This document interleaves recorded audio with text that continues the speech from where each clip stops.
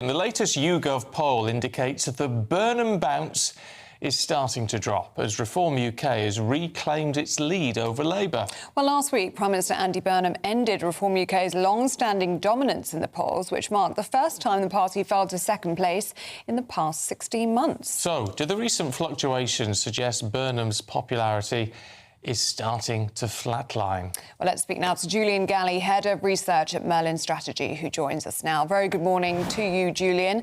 It looks like this Burnham bounce has been very brief. Yeah, so we see in the YouGov poll that Reform have taken its lead. In other polls, Labour keeps a race. Well, there you go. This is GB News Originals. I'm Emily Carver. Please do give this video a like and subscribe to our channel for more content like this. And do leave a comment. Let me know what you think. Small lead now on around 27%. In the average polling, we see both Reform and Labour very close to each other. So there has been a slight bounce for Labour, but that bounce has sort of taken them up to where Reform are and not beyond by much. So where does this leave really the three main parties in terms of strategy? Because if there was, everyone's calling for an election pretty much, apart from the Tories, and if there was one today, what are we looking at? A hung parliament? Yeah, so it's quite difficult to tell, but what the Labour strategy would be is actually quite similar to 2024, where their vote share might not be incredibly high, but what they will be looking for is an efficient vote spread across the country. So if, for example, in London, their vote share isn't as high as it has been in previous years, under the Corbyn years, for example, because the Greens are picking up votes, and they've gone from winning sort of 70% in, the sort of Islingtons, North Londons, places like Keir Starmer's constituency, and they've gone from winning 70% to maybe 45, 50%, they'll still win the seat. But if that means they lose votes in London but win more votes elsewhere in marginal seats, whereas the right is split between Reform and Labour, between Reform and the Conservatives, sorry, I should say, Labour would fancy their chances at sort of winning with a split right where they get more seats under a low vote share.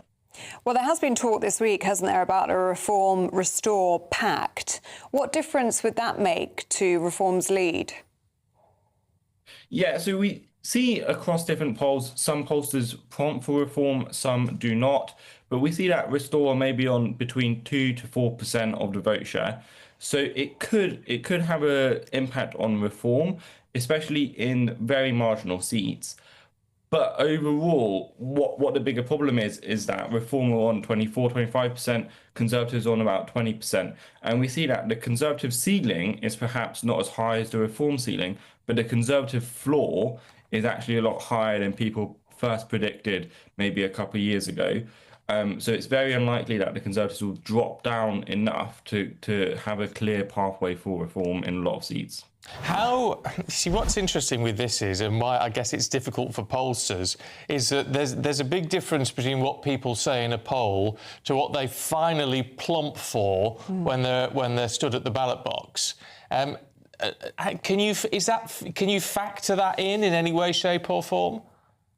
Yeah, so we have different methods to see what maybe people might be considering on a scale of 1 to 10, how certain they are to vote a certain way, how certain they are to vote at all, because a lot of people might say that they're going to vote for one party, but then on the day they just can't really be bothered and they stay at home.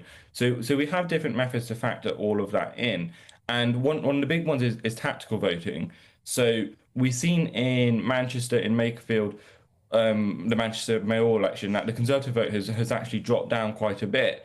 And that's partly because a lot of Conservatives are voting with Reform against Labour, but also we've seen quite a few Conservatives voting against Reform and supporting Labour because they would prefer a Labour government or a Labour mayor, a Labour MP to a Reform MP. And that's quite a big issue for Reform, and it's a big issue in terms of determining where the next election will go.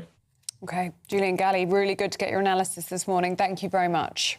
Look at the Telegraph, Tom, because national debt, we're now borrowing £4,000 a second. Oof. Yeah, eye-watering, isn't it? And there's various calculations that extrapolate that out to what that costs every household, and that's eye-watering as well. And we're running at 100% of GDP in national debt, and that's a completely unsustainable position. And you've got a new Prime Minister who's come to office who's been on a spending spree. I suspect probably the most relieved person in the country at the moment is the Chancellor that the Prime Minister's gone on holiday, because that at least gives him a respite of a couple of weeks to work out how the hell he's going to pay for this when it comes to the budget. But it's same old Labour, isn't it? You know, it's what they do.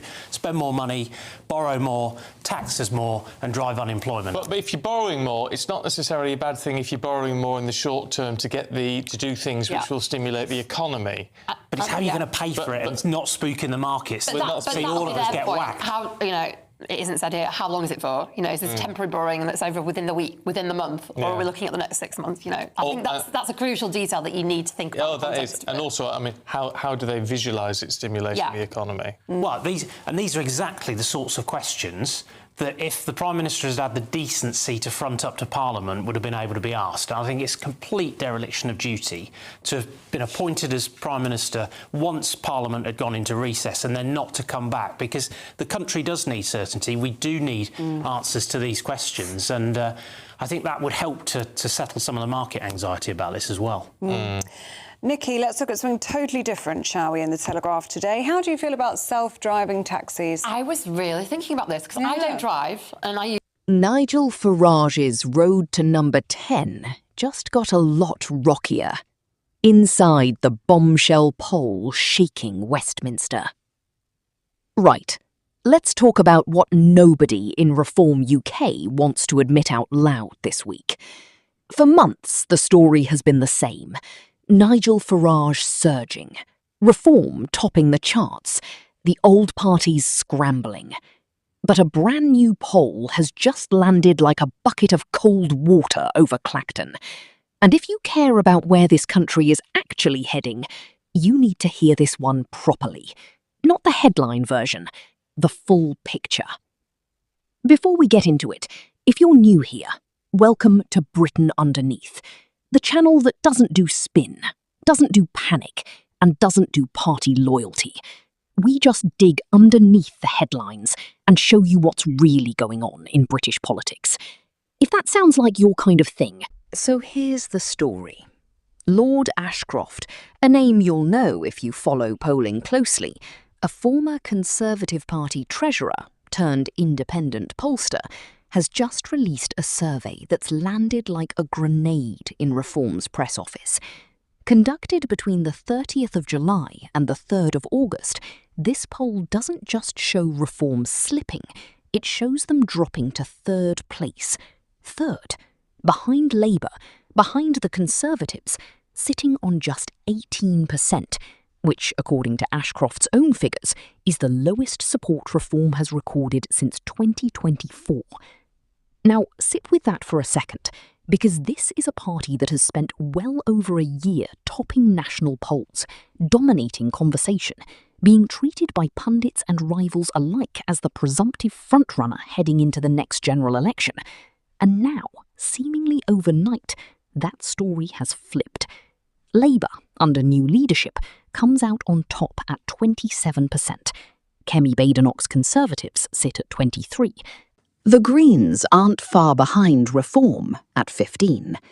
The Liberal Democrats trail on 8. It's a genuinely different shape of British politics than the one we were being sold just weeks ago. Here's where it gets interesting, and where you really need to understand the mechanics behind these numbers, because not all polls are built the same. Ashcroft's approach is different from your standard voting intention survey. Instead of forcing people into a binary choice, as if the election were happening tomorrow, he asks a more nuanced question. How likely are you to actually vote for each party at the next election? It's a method that tends to pick up softer, quieter shifts in public mood, the kind that don't always show up when you force someone to pick a side on the spot. And on that particular measure, Labour now holds a 4-point lead nationally. Now stay with me, because this is the part that should really make Reform supporters sit up. When you translate these numbers into an actual seat projection, Reform, on this projection, would win just 16 seats. 16. The Conservatives, by contrast, would climb to 158, and Labour would take 303 seats, just short of an outright majority, but comfortably placed to govern with support from either the Liberal Democrats or the Greens. Let that sink in for a moment. A party that has spent over a year as the story of British politics, reduced in this projection to a rounding error in the House of Commons. This is exactly why we always tell you on this channel, don't just look at the headline percentage. Look at where those votes actually land under first past the post, because that's the system that decides who governs, not the top-line polling number that gets tweeted about. Before we go further, quick reminder, if you're finding this useful, hit subscribe. It genuinely helps this channel keep bringing you the deeper analysis that the mainstream outlets tend to skip over.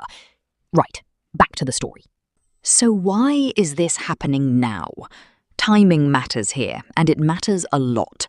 This poll lands just as Andy Burnham is enjoying what can only be described as an early honeymoon bounce, having taken over from Keir Starmer as Prime Minister. Focus groups run alongside Ashcroft's polling found voters responding warmly to Burnham's style, his tone, and his early policy moves. There's a sense, at least for now, that people are willing to give him a chance, a bit of grace period goodwill that every new leader gets before the harder scrutiny sets in. Burnham is also currently out in front of both Badenoch and Farage when voters are asked directly who they'd rate as the best Prime Minister. But, and this is important, don't take this poll as the final word. Reform have already come out. Other recent polling tells a very different story. YouGov this week actually put Reform narrowly ahead of Labour, 23% to 22%. Opinium had Labour on 27% and Reform close behind on 25%. And when you average out Reform's support since Burnham entered Downing Street, they're still sitting around the 24% mark. So we're not looking at a party in free fall, at least not according to everyone. We're looking at a genuinely turbulent, fast-moving picture, and that's exactly the kind of moment this channel exists to help you make sense of. Nigel Farage himself has previously pushed back on pollsters, arguing some of them have consistently understated Reform's real strength in the country. And there is precedent for taking that seriously. Reform performed strongly in both the 2025 and 2026 local elections, genuinely strongly, translating into real council seats and real momentum on the ground. But here's the catch, and it's the uncomfortable truth underneath all of this. Strong local election results and strong national polling numbers do not automatically translate into parliamentary seats, not under first past the post.